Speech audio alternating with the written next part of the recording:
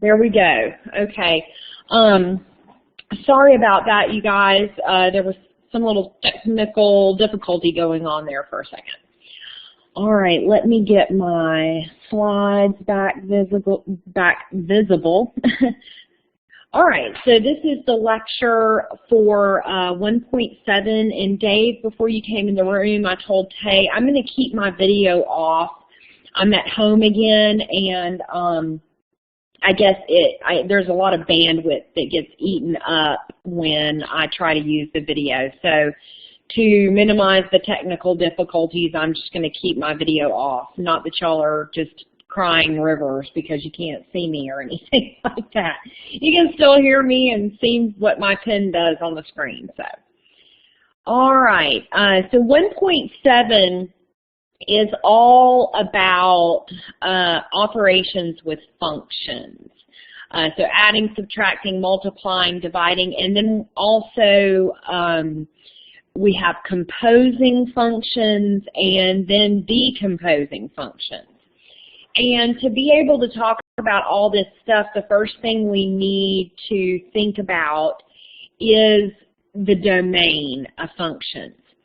So when we talk about, my board's not working. Hang on just a second. Let me get it going again. Guess it timed out on me. It did. All right. So when we talk about the domain of functions, we are talking about the set of real numbers that are able to be plugged into this function and get out a real number. So in cases where only an equation is given and the domain is not specified, the domain of the function is the possible set of real numbers for which the value f of x or y is a real number. So when you plug in for x, you want what you get out to also be a real number. And just so y'all know, this won't affect our class, but I just got an email that popped up on my screen, and it says all campuses closed on February the 11th, so tomorrow. So if either of y'all or any of you that are going to watch this video tonight attend class on campus, all of the campuses are closed tomorrow. So there's no school tomorrow. However, I've got my super duper handy little bamboo tablet here you're welcome, Dave. I've got my tablet here at home. I will go ahead and do our scheduled lecture tomorrow. And any appointments that I have made, as long as I have power at my house, I'll be able to move forward with our lectures. So let me get back to the task at hand here, talking about domain. So basically, when I'm wanting to know what the domain of this function is, I want to know what are all the possibilities for plugging in for x. And let me just talk about what you might not be able to plug in for x here. So you exclude from a function's domain real numbers that cause division by 0 and real numbers that result in an even root of a negative number. So if I take this example here and want to start talking about the domain, I can plug anything in for x there that I want, except whatever's going to cause 0 in my denominator, because that is division by 0. And I'll show you in a minute why division by 0 is undefined. Most of us can look at this function here, though, and see if I plug in, actually let me go ahead and write that I'm going to plug a value in there, and let me use a different color to plug in. If I plug in 3 into this function, you'll see I get 1 over 3 divided by 3. And that makes 1 divided by 0, which is undefined. And so when I talk about restrictions on the domain, I'm talking about things that just don't work when you plug them in. They either create this undefined situation or they create imaginary numbers by taking the even root of a negative number. Now, we'll talk a lot more about imaginary numbers in section 2.1, but for right now, just know you can't take the even root of a negative number and get a real number. The main ones that we focus on in this section are square roots and division by 0, creating the undefined situation.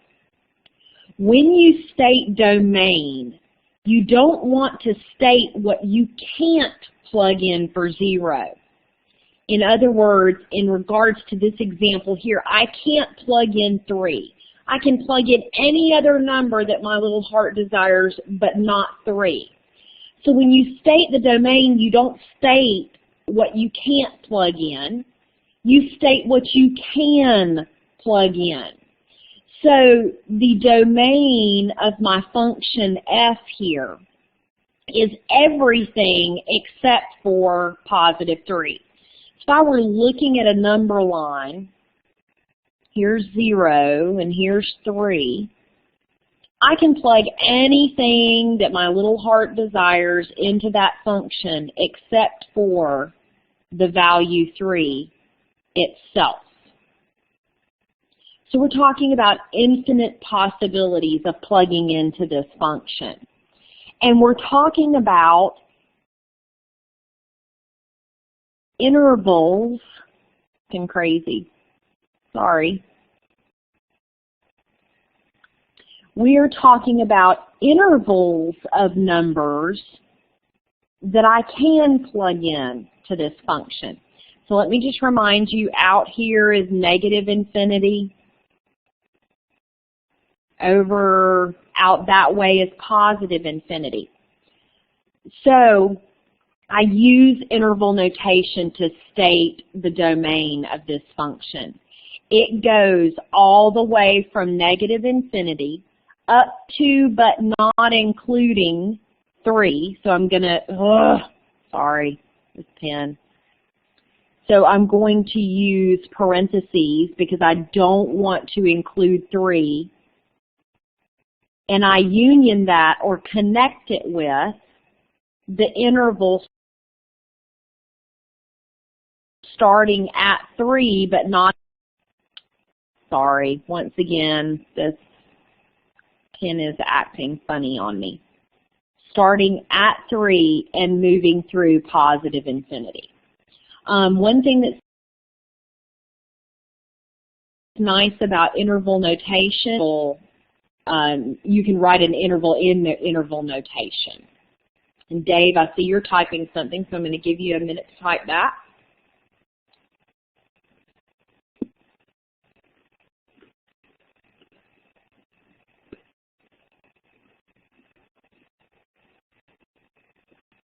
Okay. Voice is lagging pretty bad. Is it still lagging? I'm not getting the signal that you've got delayed sound right now. Okay, good.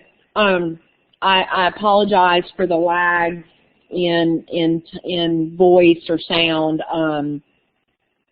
I think it's with the storm rolling in, I don't know how good it's going to be, but right now, pardon me, right now it seems to be okay. So I'm going to press forward. Pardon me. Okay, so how you find the domain is you want to set up the situation that you don't want happening.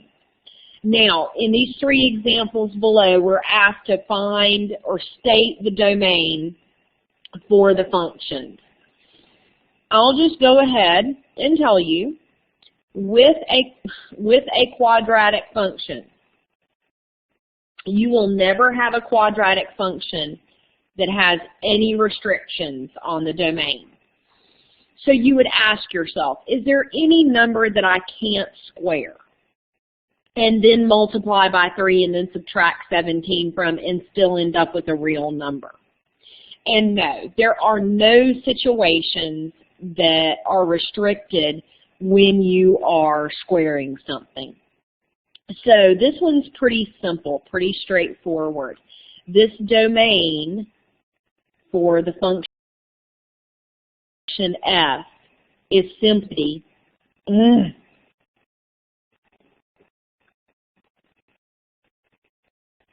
negative infinity to positive infinity. In other words, you can in there that you want to plug in, and you're still going to end up with a real number answer.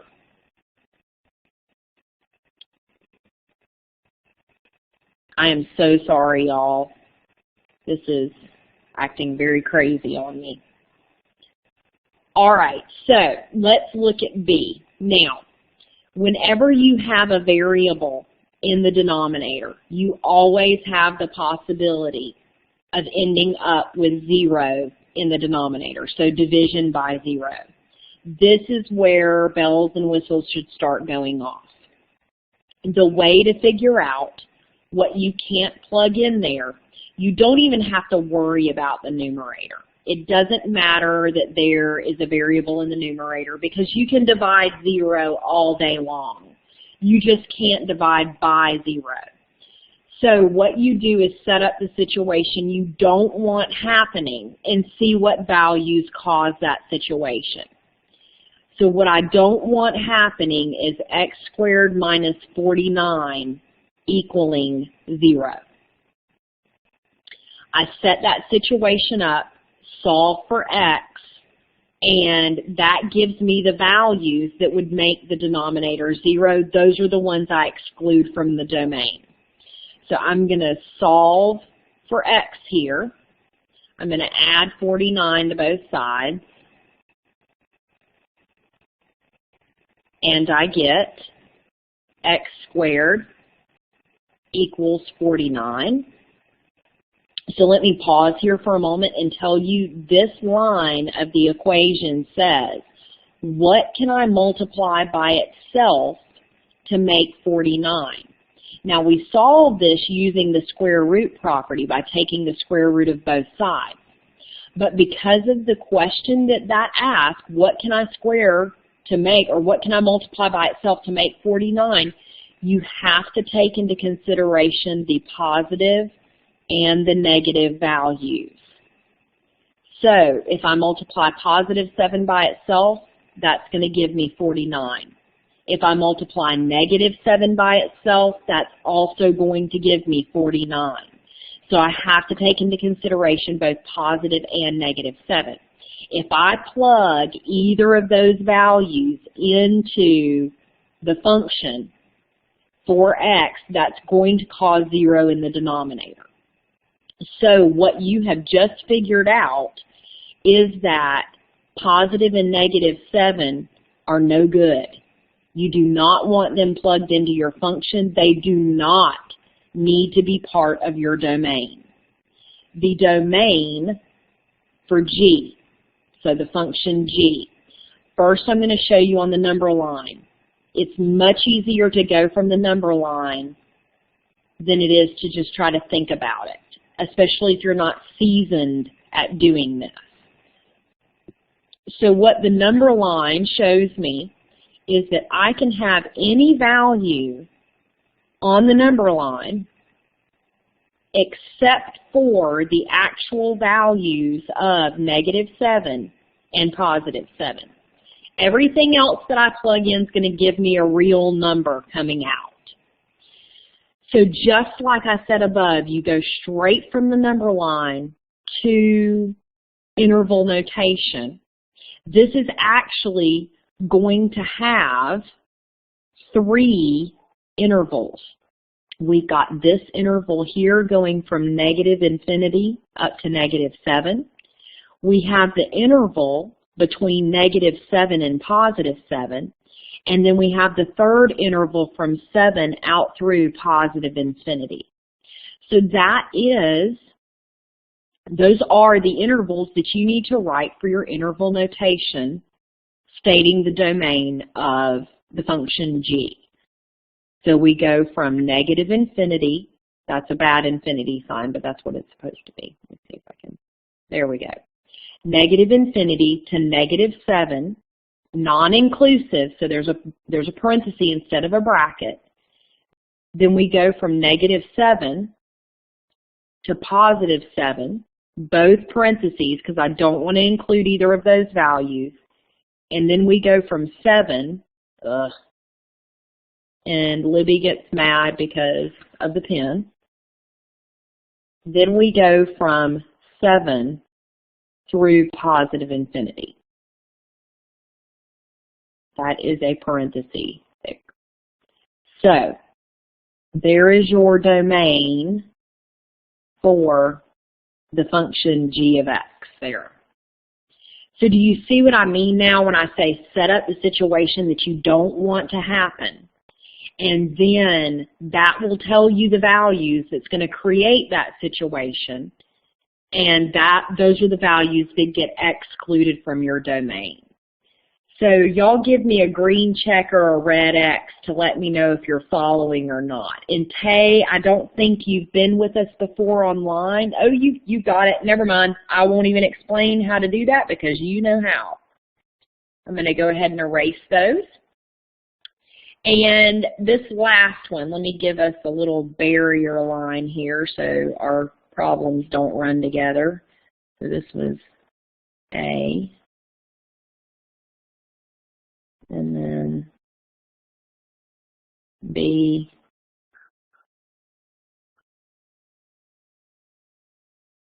Okay, so on to C. Now, remember that I told you don't want to take the even root of a negative number. For example, the square root of negative 16 asks you, what can I multiply by itself to make negative 16? Well, there's no real number that you can multiply by itself to make negative 16 because positive 4 times positive 4 is positive 16. Negative 4 times negative 4 is negative 16. Just for the curious, this is for I. And like I said, I'll explain where that I came from once we get to section 2.1. But for right now, just know that you don't get a real number out when you take the even root of a negative number. Now you can take the odd root of a negative number. Let me quickly show you that. Say I have the cube root of negative 8. That says, what can I multiply by itself 3 times to make negative 8? Well, the answer there is negative 2, because negative 2 times negative 2 is positive 4, and then positive 4 times negative 2 is negative 8. So odd roots, you can take the odd root of a negative value. It's just even roots, because for every 2 values you have being multiplied, it's always going to come out to be a positive if the signs are the same. So, getting back to our problem at hand here. I am trying to figure out what is the domain for the function h that takes the square root of 9x minus 27. Well, what I don't want happening is I don't want 9x minus 27 to be less than 0. If this thing under the radical is less than 0, that means it's a negative number. So I set up the situation I don't want happening. I don't want x to be less than 0. And then I solve for x. So here I'm going to add 27 to both sides. And that gives me 9x is less than 27. And I'm going to come up over here to finish it. 9x less than 27. Divide both sides by 9.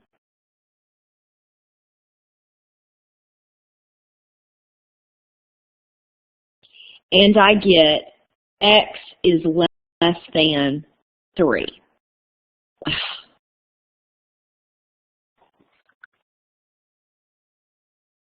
I get x is less than 3. What this says is if x is less than 3, I'm going to be taking, that's a sideways frowny face, I'm going to be taking the square root of a negative number. So what I want happening, I want all of the values greater than or equal to 3. So if I go and graph that, I want all of the values equal to or strictly greater than 3. The domain, so this is what I want happening, the domain of H is one interval, 3 inclusive, that's why I'm using a bracket, all the way through positive infinity. Green check or red X?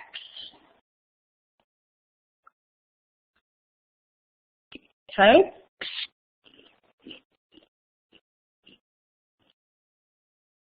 Okay, I see you're typing something, so I'm going to hold off here.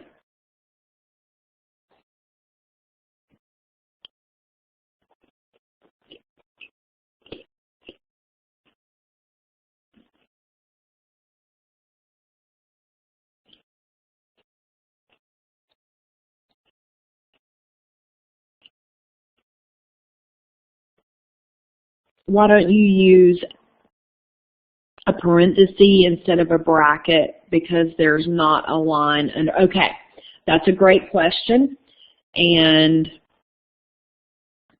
it is because this is what we don't want happening. If we don't want anything strictly less than 0, what we do want happening is for x to be greater than or equal to 3. This is the good one. Did that help? Okay, great. Good, good. All right, we will move forward. Okay, so let me sum up what you're seeing here. We're moving into the algebra of functions, so adding, subtracting, multiplying, and dividing functions. What these definitions basically say is when you see the notation f plus g of x, that's the same thing as taking the function x and adding the function g of x to it. So I have an example right down at the bottom. If f of x is 2x, I drew all over that, didn't I? And let me get a different color so I can color code this for you guys. All right, so if f of x is 2x and g of x is x plus 1, then if I wanted to do the operation f plus g of x, this is what it would look like. F plus g of x is the same thing as f of x plus g of x, which in this case would look like 2x plus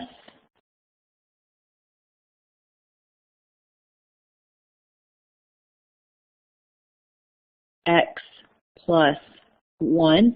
Notice whenever I plug the function in there, I'm using parentheses.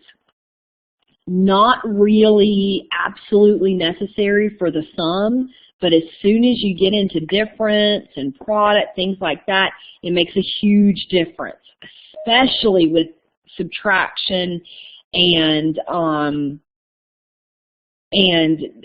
sometimes the multiplication and division, but especially with subtraction.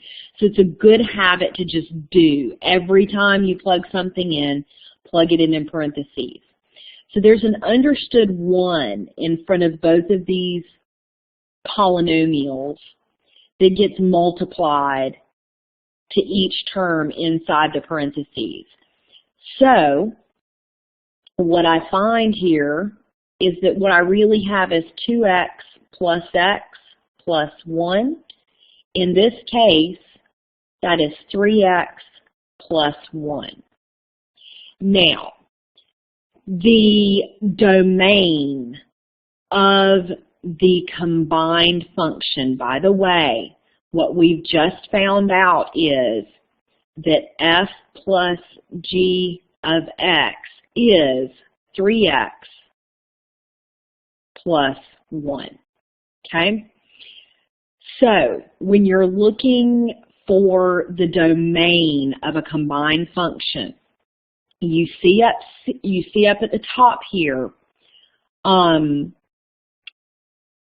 functions whose domains are the set of all real numbers common to the domains of f and g. It's the intersection, or what shows up in both domains. So if I'm trying to figure out the domain of f plus g, it will always be the overlap of their separate domains.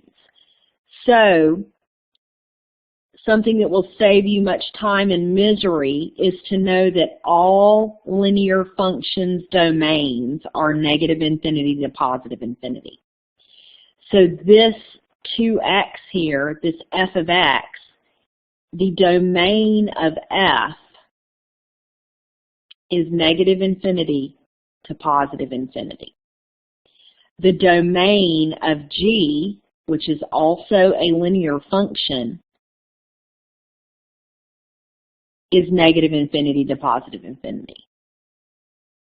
That will be true for all linear functions, all quadratic functions, actually all polynomial functions. So anytime you're raising to something, so x cubed, x to the fourth, x to the fifth, they will all have domains of negative infinity to positive infinity.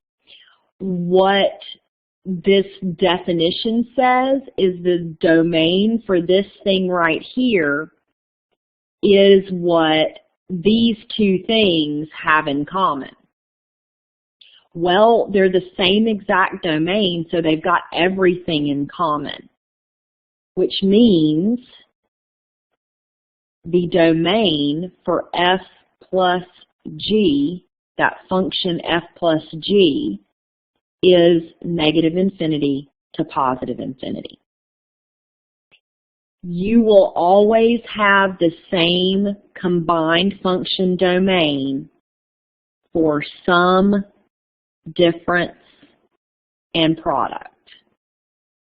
So without even doing the combining here yet, you know that the domain of f minus g is going to be negative infinity to positive infinity. And the domain of f times g is going to be negative infinity to positive infinity. It will always work out that way. Not that it's always negative infinity to positive infinity, it's just always the same thing as f plus g. Now, when we get down to the quotient function, what happens is one of your functions, in this case g, gets sent down to the denominator. So when this one gets sent down, I now have an x plus 1 in the denominator, which is a variable. I've got a variable in the denominator. So the reason that this is different is because it's most likely going to kick a variable in the denominator, and now I have the possibility of having my denominator equal 0. So I would need to go figure out when it will be 0 in the denominator, take that out of my domain, and we can tell just by looking at this, it's going to be when x is equal to -1. That's a no-go. So the quotient function will always be a little more restrictive if there is a variable in the denominator. And that is the only restriction if we put these two functions together. And let me just write it in here so it's not confusing. That would be having the 2x up top as the function and then the x plus 1 in the denominator. Once again, it doesn't matter what's in the numerator. It's always the denominator that you're concerned about being 0. So that would make the domain for the quotient function f divided by g from -infinity up to -1, non-inclusive, and then from -1 to +infinity. And on the next page, I'm about to take two functions through all 4 of these operations, as well as listing the domain for all of them. So far, are y'all okay with at least kind of touching the surface of this? Dave says yes. Kay says yes.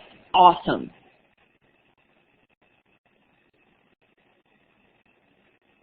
Okay, so that's what this entire page is just doing an example of those 4 operations. So I'm going to go ahead and color code our functions for us so you can see where everything goes. I'll make f of x green, which, by the way, this is a linear function. It's linear because the degree is 1 there, which I just told you all linear functions have the domain -infinity to +infinity. G of x, I'll do in purple. So I've got Mardi Gras colors going on here. The domain of G, well, this is a quadratic, and I also told you a minute ago, all quadratics have the domain -infinity to +infinity. So they're both -infinity to +infinity, so watch what I can go ahead and do. Because they're both the same thing, they're overlapping everywhere, I know, without even doing the operation, that the domain of f plus g is their overlap, which is -infinity to +infinity. The domain of f minus g is also -infinity to +infinity, and the domain of f times g is -infinity. Ah, that's terrible. I'm getting more and more 8 looking as I go down. -infinity to +infinity. Now I'm not going to do the division or the quotient function there yet because it's going to kick a variable down to the denominator. We'll talk about that when we get there after we put it together. So I'm going to go back and do the actual operations now. F plus g of x is the same exact thing as f of x plus g of x. Sorry. Let me tell my husband I'm doing a lecture. Hey, babe, I can't talk. I'm doing a lecture. Bye. Sorry about that, y'all. He does have a rockin' ringtone, though. All right. So we have f of x, which is x minus 5. Notice I plugged in parentheses. And I am adding that to g of x, x squared minus 1. There is an understood positive 1 that gets distributed to the terms inside the parentheses. So I end up here with x minus 5 plus x squared minus 1. My final function, my final combined function here is x squared plus x minus 6. Now before I move on, are there any questions on that first one?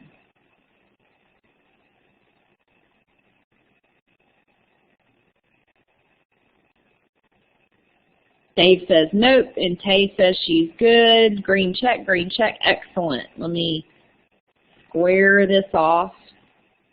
All right, so f minus g of x is the same thing as f of x minus g of x. In this case, that gives us x minus 5 minus x squared minus 1. Okay, so you can see that it was very important to have those parentheses, at least the second set this time, because now it's a negative 1 that gets distributed to both of those terms. So this is x minus 5 minus x squared plus 1, which leaves me with negative x squared plus x minus 4. Very different answer than what we got the first time through. So you can see these two things are not equal. All right, I'll go ahead and move on. Great day, thank you. Yeah, you could tell I was about to ask, is everybody okay with that? Tay, are you cool with that? All right, great. Y'all are funny. All right.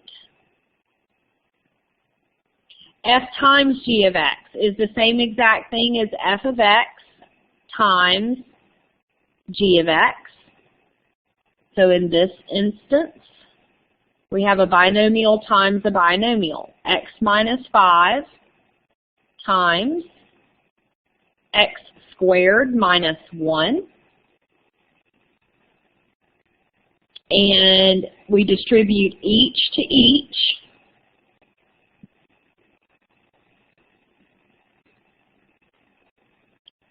So I have x cubed minus x minus 5x squared plus 5, which putting that in standard form gives me x cubed minus 5x squared minus x plus 5. Yay or nay? Yay, yay. Excellent. Okay, this last one. It's not so difficult to actually do the division. F of x divided by g of x. So that would look like this. X minus 5 divided by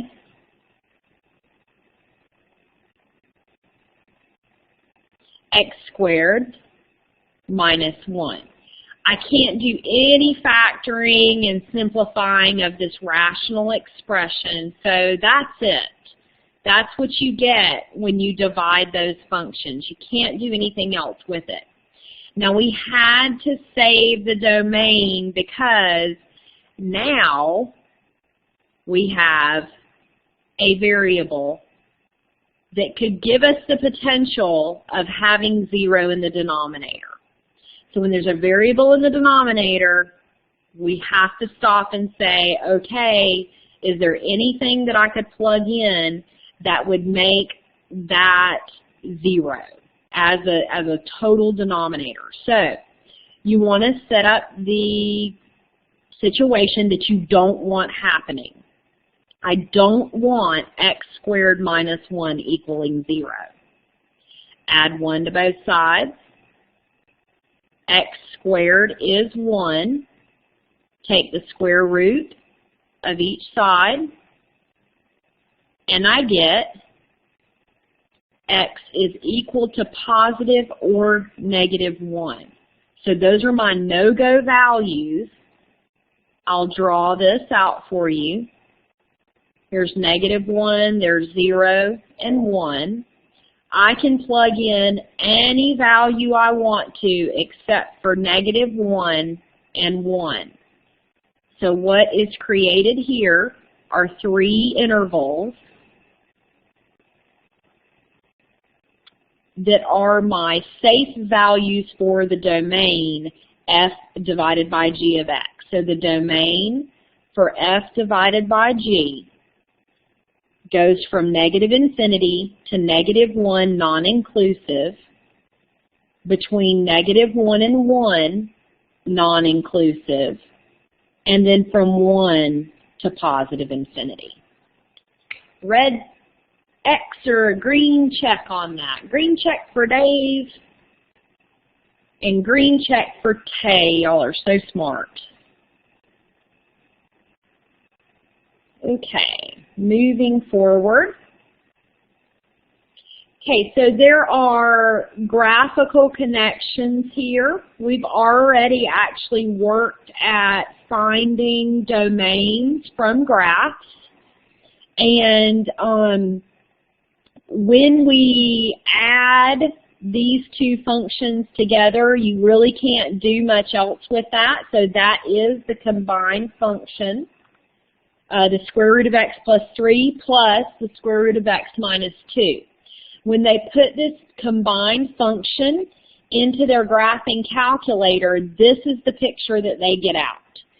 So we have this square root thingy, and you can see that nothing on the function exists at an x value, which is your domain, at an x value less than 2. So the function exists everywhere from and including 2 up through positive infinity. So I would write that domain as 2 inclusive, this is a bracket right here, through positive infinity, non-inclusive because you never include infinity. So this is basically an example of exactly what you see above. I'm going to take you out to a graphing calculator to look and see what adding these two functions looks like. When I add them together, I get the square root of x minus 3 plus the square root of x plus 1, and I can't do anything with that. So let me take you to my desktop where I've got a calculator ready to go. I'm waiting on the application to start. It's having trouble getting going.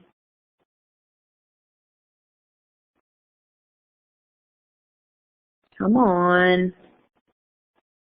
Let me come back to the whiteboard and give that another try.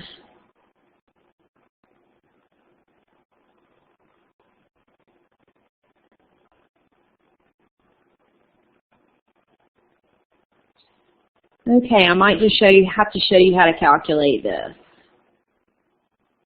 So you can put this into your calculator under y equals and do it visually. But let's just take the hypothetical situation that your technology craps out on you like mine just did. And you have to do this by hand. Well, what you do is you look at the restrictions for each function separately, and then you take the most restrictive of the two functions when you combine them together. So the domain of f of x, well, I've got the square root of x minus 3, and I don't want that thing underneath to be negative. So if I plug in 3 here, 3 minus 3 is 0. The square root of 0 is 0. That's still a real number. But as soon as I go below 3, for example, say I plugged in a 2 there. 2 minus 3 is -1. The square root of -1 is an imaginary number. So the domain for the function f, I can have anything 3 and above. So 3 inclusive all the way up through positive infinity. Because if I go below 3, it's going to create an imaginary number. Now if we look at the next one,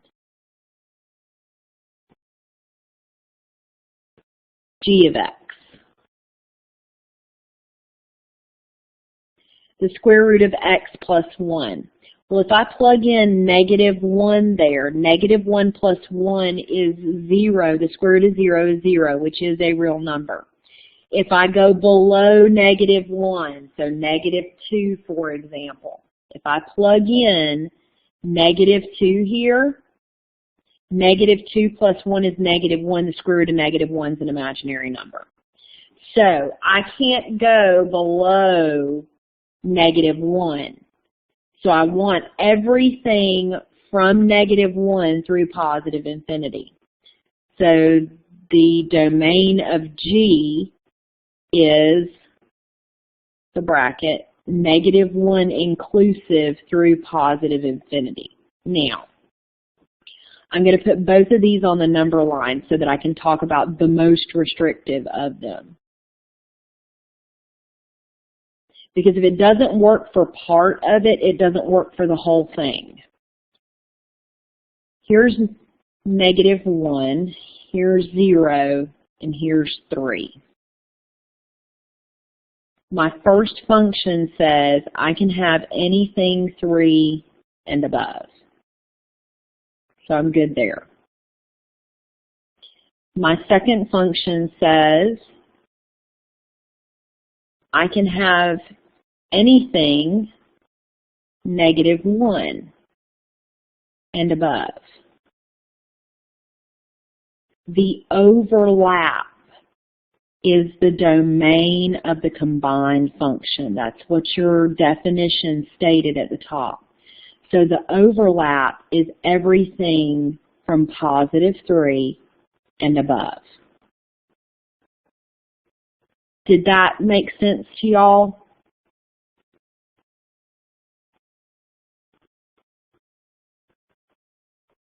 Excellent. Is +3 and above. That is the most restrictive because there are more values right here. So the dark blue is less restrictive than the green blue. All right, let's move forward. Composition of functions. Okay, so this is a different operation. And it is denoted by this little, it looks like a degree symbol between your two functions. That's the notation for composing a function. And it's definitely necessary to color code this. So let me get my colors happening here. It's going to take me just a second, but I promise you it will help. Composing the function f composed with g of x. I'm going to make my f function dark blue. Actually, that looks too much like black. Let me get a different color. My f function will be green. And my g function will be red. So when you see this notation, this means you are going to plug the second function listed into the first function wherever you see x. So it literally is plugging one function into the other function, and this is what it ends up looking like. Whatever function is listed first is my shell function. That's going to give me my outer structure, and this is going to be clear as mud in just a minute, don't worry. Then my second function listed is what I call my plug-in function. So we have an outer shell function, and I'll label this. So shell function, it will always be the first one listed. And then I have my plug-in function.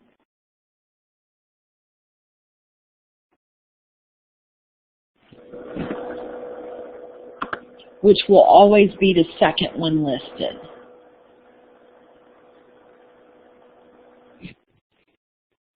All right, so this is what it looks like. I'm going to keep the same colors for down here. I'm going to do my f of x in green, and I'm going to do my g of x in red. I am asked to compose f with g of x first. So this is what that looks like. F of g of x is the same exact thing as f of g of x, which looks like this. My shell function, I write down 3, I don't want to write x. That's where I'm going to plug in my plug-in function, 4x into f of x, minus 4. The thing that I plug in for x there is the entire function g of x, and that's x squared minus 2x plus 6. It's literally plugging a function into another function. Then I just simplify. So I need to distribute that 3. And I get 3x squared minus 6x plus 18 minus 4. My final composed function is 3x squared minus 6x plus 14. Now, the next one, B, is asking me to do the exact opposite composition as A asked me to do. Now, since G's listed first, G of x is my shell function. And I'm going to plug in f of x wherever I see x in G of x. And I know I'm saying x a lot. I hope I'm not confusing the heck out of y'all. So it looks like this. My shell is something squared minus 2 times something plus 6. So I don't write my x's in my shell function. I come back and plug in my other function for x, 3x minus 4, 3x minus 4. And then all that's left to do is to simplify. Be very careful. When you square a binomial, you don't just square the first term and square the second. You literally have to multiply all that out. 3x minus 4 times 3x minus 4. This negative 2, pardon me, negative 2 gets distributed, which gives me negative 6x plus 8 and then plus 6. So I've still got to do all this distribution. I've got to go here, here, here, and here, distributing each to each. So that's 9x squared minus 12x minus 12x plus 16 minus 6x plus 8 plus 6. And finally, that gives me 9x squared. I'm going to use the Libby-Gore slash out method here to keep track of what I've combined. Negative 12x and negative 12x make negative 24x. Negative 24x and negative 6x make negative 30x. And then positive 16 and negative 6 give me, positive 16 and positive 6 give me positive 22 when I combine those together. So that is g of f of x. Now, the last thing we're asked to do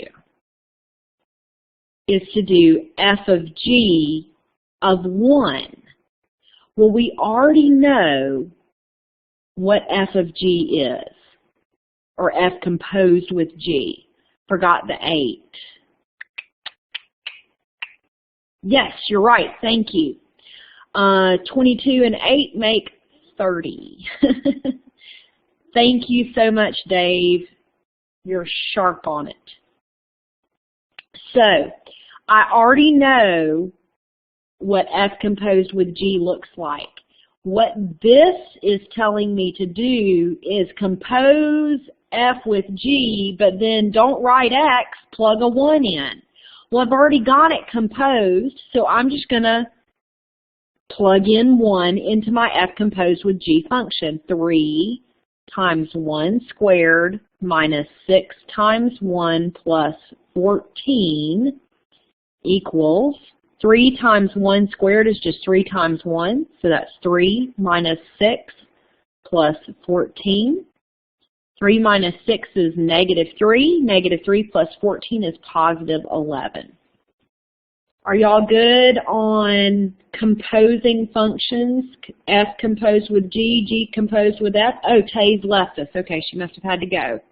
So Dave, you're good on that? Excellent.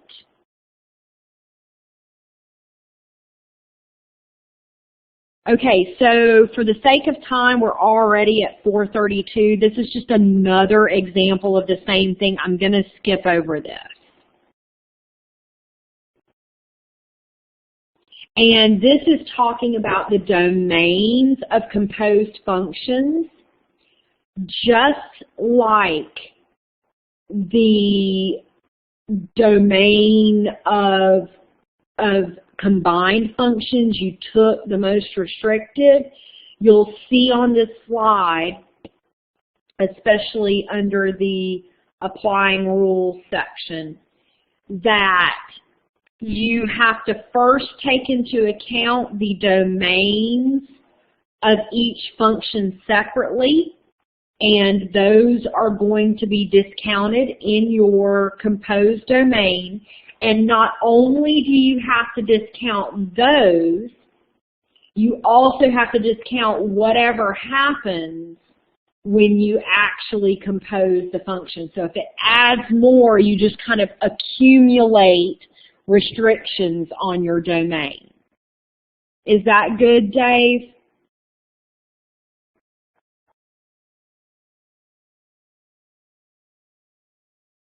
Okay.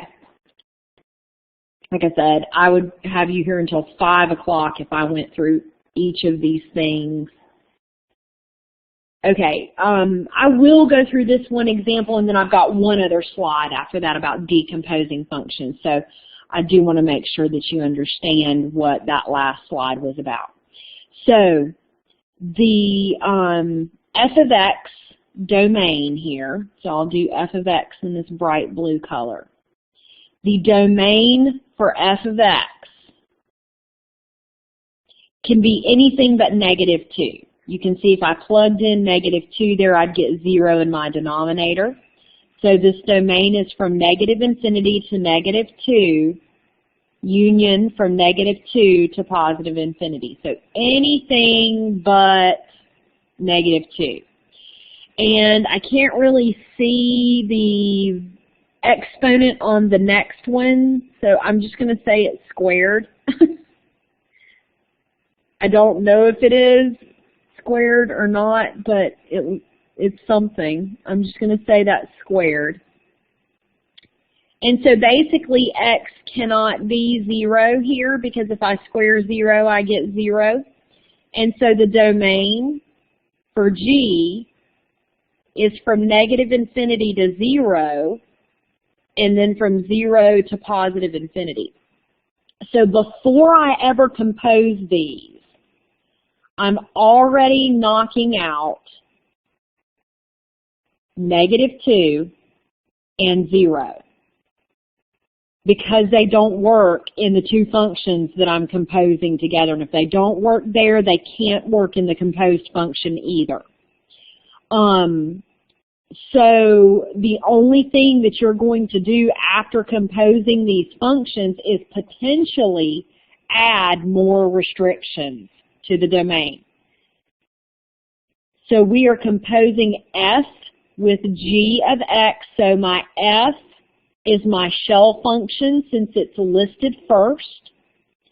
I have 4 divided by something plus 2.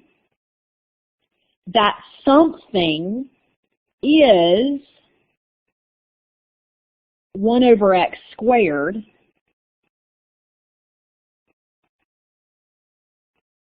Now I need to simplify this composed function, and this is going to remind us a lot of how to simplify rational expressions here.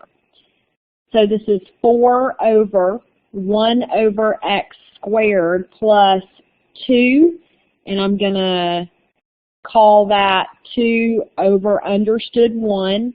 I cannot add fractions that have uncommon denominators.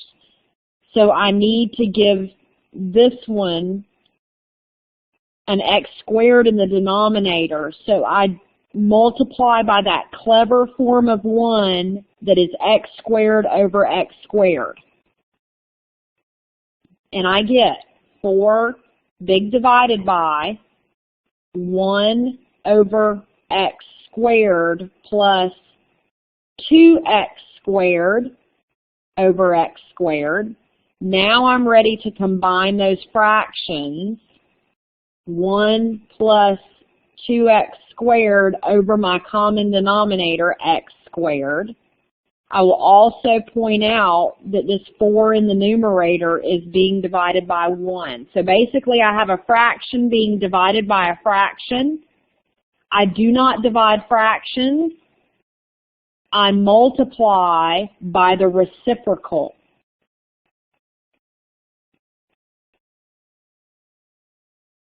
And I end up with 4x squared over 1 plus 2x squared. The situation that I don't want happening now, I don't want 1 plus 2x squared to be equal to 0, because if that thing in the denominator is equal to 0, it's a no-go. It's an imaginary number. So here I'm going to subtract 1 from both sides. I have 2x squared equals -1. Divide both sides by 2.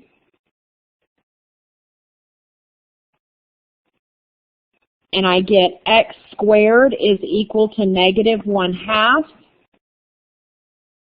However, I take the square root of both sides, and I've got the square root of a negative number right there, which is an imaginary number. This means there are no real numbers that you can plug in there and cause that thing to become 0.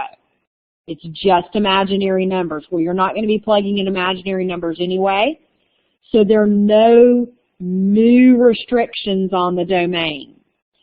So I simply use my restrictions from my original functions, and the domain of f composed with g is from -infinity to -2 non-inclusive, from -2 to 0 non-inclusive, and then from 0 to positive infinity. How is that for you, Dave? More grand? I think I found a new one myself the other day, so I'm with you on that, Dave. All right, last slide. This is the exact opposite of what we just did. When you form a composite function, you compose two functions to form a new one. You're plugging one into another to make a new function. It is also possible to reverse this function, this process. You can decompose a given function by expressing it as two separate functions. There will be many ways to do this. It's basically whatever you see that actually fits the situation. But you gotta kind of be creative here. So I'm given this function h of x, and I'm told that this is a composed function. This was two separate functions that got composed together. And my task is to write it back out as its original f of x and its g of x. So my f of x is my shell function, and I would say that that was something raised to the 5th power, and that something was the plugged-in function 3x squared minus 4x plus 1. Now, I know I just did a really poor job of teaching that because there is almost no way to actually teach it. You just kind of have to see it. And there's going to be more than one way most of the time to break these functions back apart. You just have to make sure that if you composed them back together, that it would work. So for the second one, it looks to me like my shell function, and let me use the right color here, that my shell function was the square root of something. I would say that my f of x was the square root of x, and that I plugged in x squared plus 5. Now, here's another possibility, just to show you that it doesn't have to be that one. I could have had f of x as the square root of x plus 5, but that would make g of x squared. You good, Dave? Wonderful. Yay. Well, that is all I have for you today. So your quiz 2 is due by tonight, and quiz 3 and homework for the 3rd unit is all coming due not this coming Monday, but the Monday after that, which is also the first Monday of midterm exams. So if you have not registered for your midterm exam yet, please, I know, ew. And by the way, I take all of your midterm questions directly from the bank of questions that I used on your quizzes. So if you want to go and study for your midterm, you just need to go study your old quizzes. If it'll let me share my desktop, I'll show you how you can access those old quizzes. If it won't let me share my desktop, though, I don't think I'm going to be able to show you on this one. Maybe I'll be able to make a video tomorrow to show y'all how to do that. Yeah, it's not going to let me share my desktop for some reason. I'll just tell you real quick what you're going to do. You're going to go into the grade book in My Math Lab, and next to your quiz and your grade, there will be a button that says Review. When you click Review, it will actually bring up your quiz. It will have the answer you gave as well as the correct answer if you missed it. So study your old quizzes because that is where all of your midterm questions are coming from. I'm not here to trick you, just to make sure that you've retained something.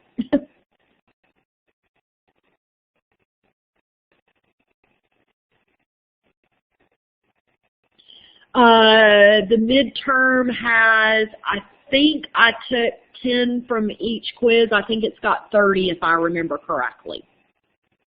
And you've got 2 hours to complete it. Great. Dave, thank you for being such a faithful attender of my online lectures. I really appreciate it. And stay safe in the nasty weather that is coming our way. Thanks. Have a good evening, Dave. I appreciate it.